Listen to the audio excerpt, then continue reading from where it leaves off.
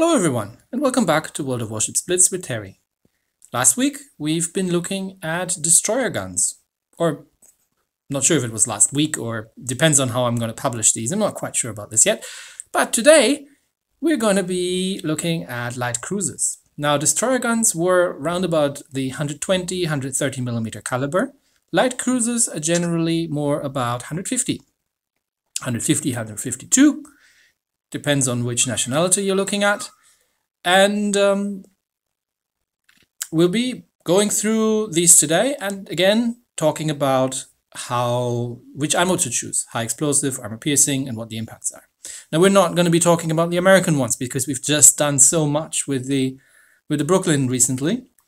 Let's have a quick look at the Japanese cruisers. You'll actually not find many light cruisers in a Japanese tech tree because they start the cruiser line at tier 5 with the Furutakas, which is over to 200 millimeters. So there are a couple of lower tier ones, and there's the Mogami, which is a premium and is a little bit special. The British line has a lot of light cruisers because they're 150 millimeter all up to tier 10, but they're all only shooting armor piercing. So they're not that interesting because you don't really have a choice in them anyway. The German light cruisers, going up to tier 6 with the Nürnberg. After that, it switches to heavy cruisers. Now, the German ships are a little bit special in general in that their armor piercing does very, very good damage and usually has very good penetration, but their high explosive in return is more meh. The Soviet light cruisers, on the other hand, like let's say the Shores here, for example, has a very good fire chance, has relatively good high explosive damage, and also has excellent armor piercing damage.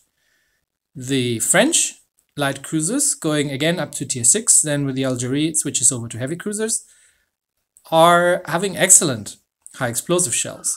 So what do you choose? What to fire with? Now the game is going to pre-populate or preload your guns with high explosives, definitely. And again, this is not a bad choice. Generally your high explosive on your light cruisers are very good at starting fires because you have a lot of guns and you have a high rate of fire.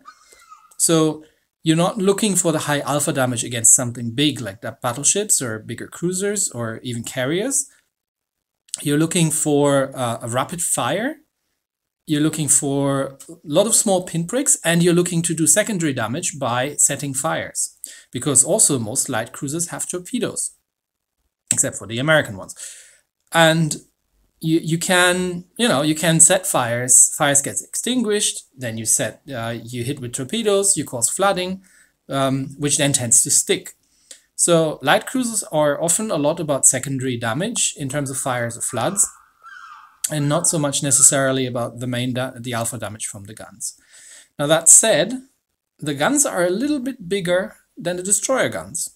So there are definitely scenarios in which you want to use armor piercing, again, depending a little bit on the nation you're sailing with. But let's say, for example, with the Shores, what ammunition would I choose in the Shores? Now, if I'm firing at a destroyer, I most likely be firing armor piercing. Because again, the 150 millimeter is kind of the sweet spot when you're shooting at destroyers, because they do have very little armor. Again, depends. Soviet destroyers being more heavily armored, American destroyers, where the Japanese ones are often a lot squishier. But 150 millimeter armor piercing tends to do very well against destroyers. If I'm shooting at other light cruisers that have very little armor, I often also choose the armor piercing. Especially if they're at close range, because it's like if I'm shooting at something like a Nürnberg, for example, in this thing, I can do citadel damage with the armor piercing relatively easily at close to mid ranges. So like we're talking about 5-6 kilometers. If I'm shooting at anything bigger or heavier armored, like an American heavy cruiser, not the Pensacola. The Pensacola doesn't count, but while it's a heavy cruiser, it has tinfoil for armor. If I'm shooting at anything bigger, heavier, with this, obviously, I will not be going with the armor piercing necessarily, but I'm going to try to use the high explosive. Not because the high explosive is going to do necessarily more damage. Well, it does more reliable damage, because while I'm not going to bounce anything with high explosive, I'm always going to do damage, but I'm not going to penetrate much with the high explosive either. So I'm usually going to do 50% damage only for the semi-pens. And what I want to do really is set fires, because fires as a damage over time really can contribute to the overall damage that's being done by these things. So again, it all depends. Rule of thumb for me usually is with these things, high explosive is good, armor piercing is good against destroyers and other light cruisers at close range. High explosive is good against everything else. That doesn't mean that you can't shoot high explosive at destroyers by all means, unless you're in a Nuremberg, then you really shouldn't. But in any of the other ships, especially the French ones, you can totally use the high explosive against destroyers as well. You're not gonna it's not a huge deal breaker. Just don't try to use 150mm armor piercing against battleships. You're not gonna have the greatest amount of fun unless you have unless you're very close, or you have a very, very precise, reliable plunging fire. And even then, I probably just would go with the high explosive. So let's take one out and see if we can. You know, try this out a little bit. Now, which one shall we go? Shall we go with the grass? Yeah, let's go with the grass. We'll give it a try, and we'll see what we're spotting. So there's a Pensacola. So we're quite far away still. So let's open up with the armor piercing and see what we're doing. And we're doing relatively reliable penetrations, even at this range. Yep. There's the Nuremberg, and he seems to have gotten stuck. I'm expecting torpedoes to come here. And again, the high explosive would not be a bad choice here. But the armor piercing works quite as well too. Our team captured the area. Now we don't have quite managed to get a citadel, but we've oh, there's a Sims. Now at this range at the Sims,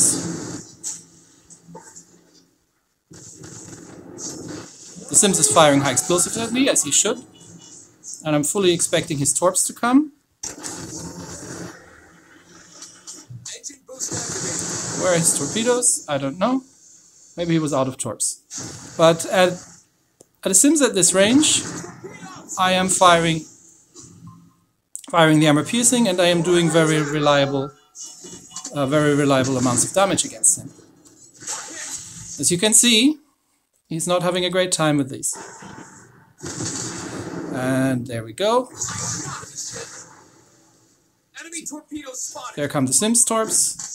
And there's the Nuremberg. The Nuremberg's firing armor piercing at me, and rightfully so, because I'm in a light cruiser as well. And let's just drop some torpedoes. And he has excellent armor piercing. Now there's a Colorado and a New Mexico. So I'm going to back off a little bit because I've lost a lot of health. And I'm going to start using my high explosive. Because now the battleships are seeing me. They're going to start firing at me. And unfortunately that Pensacola over there is still alive as well. And he's shooting at me, which means I'm dead. Because I haven't been paying any attention. But as you can see, you don't have to stick to the high explosive. You can do excellent amount of damage with the armor piercing against a lightly armored target. So, because that was a very short one, let's go out in one more ship, and let's take the shores out, and then we'll see how she behaves. I'm expecting to run into one of the DDs relatively quickly. Okay, sea is being capped. There's a destroyer in there because it's being capped, and there's the Farragut and there's the Budyoni.